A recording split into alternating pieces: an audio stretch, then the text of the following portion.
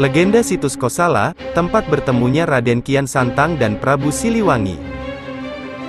Mari kita simak sama-sama dalam kisah ini.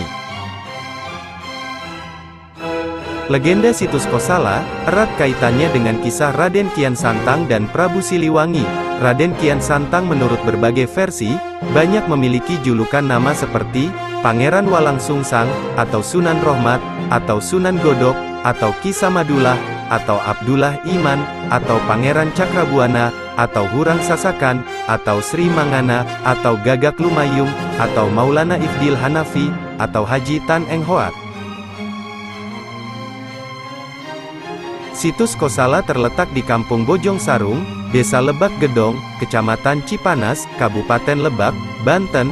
Situs Kosala berada di sebuah hutan bambu di puncak Bukit Pasir Sangka, Gunung Kosala, di antara dua aliran sungai yaitu Sungai Cipamali dan Sungai Cibaduy. Situs Kosala berbentuk bangunan teras berundak terdiri dari 5 teras, terbuat dari batuan andesit dengan arah hadap barat laut, tenggara, menyerupai piramida. Situs Kosala sampai sekarang masih dalam penelitian dari para ahli sejarah dan purbakala. Situs ini menjadi salah satu destinasi wisata di Kabupaten Lebak, Banten, yang kini tengah bertekad menjadikan wilayahnya menjadi destinasi wisata di kancah nasional.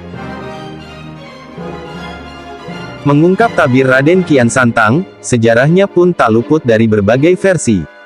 Namun, sejarah hidup anak dari sang pemanah rasa, Raja Pajajaran, yang paling terkenal adalah saat memeluk Islam.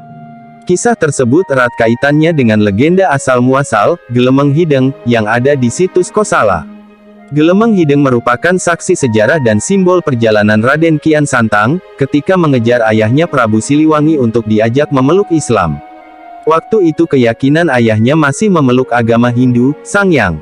Awal mula Raden Kian Santang memeluk agama Islam, dikisahkan dalam Babat Godok, bahwa Kian Santang muda saat itu dikenal dengan julukan Raden Gagak Lumayung. Raden Gagak Lumayung dilahirkan sekitar tahun 1423. Beliau merupakan anak pertama dari 3 bersaudara yaitu, Nyai Rara Santang, atau Nyai Hajah Syarifah Mudaim, dan Raja Sangara, dari hasil perkawinan antara Prabu Siliwangi dan Nyai Subang Larang, atau Nyai Subang Karancang. Nyi Subang Larang sendiri murid dari Mubalik Kondang yaitu Syekh Maulana Hasanuddin, atau dikenal dengan Syekh Kuro Krawang. Menurut kisah, Gagak Lumayung merupakan putra mahkota yang sakti mandraguna, tak ada yang mampu mengalahkan ilmu kesaktiannya, konon, tubuhnya kebal, tak bisa dilukai senjata jenis apapun, auranya memancarkan wibawa seorang kesatria dan sorot matanya menggetarkan hati lawan. Diceritakan dalam Babat Godok, suatu waktu, datang pasukan dari dinasti Tang yang hendak menaklukkan kerajaan Tarumanegara, namun berkat Gagak Lumayung, pasukan Tang dapat dihalau dan lari tunggang langgang meninggalkan Tarumanegara. Semenjak itu, Raden Gagak Lumayung diberi sebutan Raden Kian Santang, atau dalam bahasa Cina berarti penakluk pasukan Tang. Diriwayatkan, Raden Kian Santang telah menjelajahi seluruh tanah Pasundan, tapi, seumur hidupnya dia belum pernah bertemu dengan orang yang mampu melukai tubuhnya. Ia menantang semua orang untuk beradu kesaktian dengannya. Suatu hari, Raden Kian Santang memohon kepada ayahnya agar dicarikan lawan yang hebat.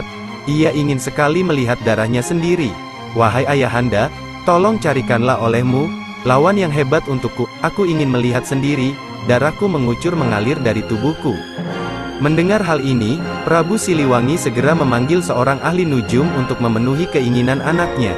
Namun tidak ada ahli nujum pun yang mampu mengetahui orang yang mampu mengalahkan Kian Santang. Lalu datanglah seorang kakek tua yang mengatakan, jauh di tanah Mekah sana, ada seorang bernama Sayyidina Ali. Beliaulah yang mampu mengalahkan kehebatan Raden Kian Santang. Singkat cerita, akhirnya Kian Santang masuk agama Islam. Setelah beberapa bulan belajar agama Islam, dia berniat untuk kembali ke Pajajaran guna membujuk ayahnya untuk ikut memeluk agama Islam. Sesampainya di Pajajaran, dia segera menghadap ayahandanya. Dia menceritakan pengalamannya di tanah Mekah, mulai dari bertemu Sayyidina Ali hingga masuk Islam. Dia berharap ayahandanya masuk Islam juga, tapi sayangnya ajakan Kian Santang ini tak bersambut dan ayahandanya bersikeras untuk tetap memeluk agama Hindu, yang sejak lahir dianutnya. Betapa kecewanya Kian Santang begitu mendengar jawaban ayahandanya yang menolak mengikuti ajakannya. Untuk itu dia memutuskan kembali ke Mekah untuk memperdalam agama Islam dengan satu harapan. Seiring makin pintarnya dia berdakwah, mungkin ayahnya akan terbujuk masuk Islam. Setelah 7 tahun bermukim di Mekah, Kian Santang pun kembali lagi ke Pajajaran untuk mencoba mengislamkan ayahandanya. Mendengar Kian Santang kembali, Prabu Siliwangi yang tetap pada pendiriannya untuk memeluk agama Hindu, menjadi merasa sangat gusar, ketika Kian Santang sedang dalam perjalanan menuju istana. Dengan kesaktiannya Prabu Siliwangi menyulap keraton Pajajaran menjadi hutan rimba. Bukan main kagetnya Kian Santang setelah sampai di wilayah keraton Pajajaran tidak mendapati keraton itu, tapi yang terlihat malah hutan belantara.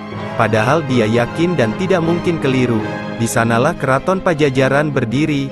Akhirnya setelah mencari kesana kemari, dia menemukan ayahanda dan para pengawalnya keluar dari hutan. Terjadilah aksi kejar-kejaran antara seorang anak dan ayah. Konon dalam proses pengejaran itu masing-masing antara Prabu Siliwangi dan Kian Santang menggunakan ilmu nurus bumi, yaitu berlari di bawah tanah. Aksi kejar-kejaran itu berlangsung lama hingga akhirnya mereka dipertemukan tanpa sengaja di sebuah hutan bambu di daerah Situs Kosala, Lebak Sangka. Saat itu Prabu Siliwangi tengah beristirahat setelah sekian lama dikejar-kejar putranya Kian Santang. Sedangkan Kian Santang saat itu tengah berniat merencanakan penyebaran agama Islam di daerah tersebut. Maka sejak saat itulah, penamaan Lebak Sangka diambil dari peristiwa bertemunya Prabu Siliwangi dan Raden Kian Santang setelah bertahun-tahun berpisah dan tidak disangka-sangka bertemu kembali di daerah Lebak Sangka. Konon, sampai sekarang, di Situs Kosala masih terdapat tempat singgah Prabu Siliwangi petilasan, berupa altar mirip sebuah singgasana yang dikenal dengan altar Parung Kujang atau altar singgasana Prabu Siliwangi. Kisah ini diambil dari berbagai sumber.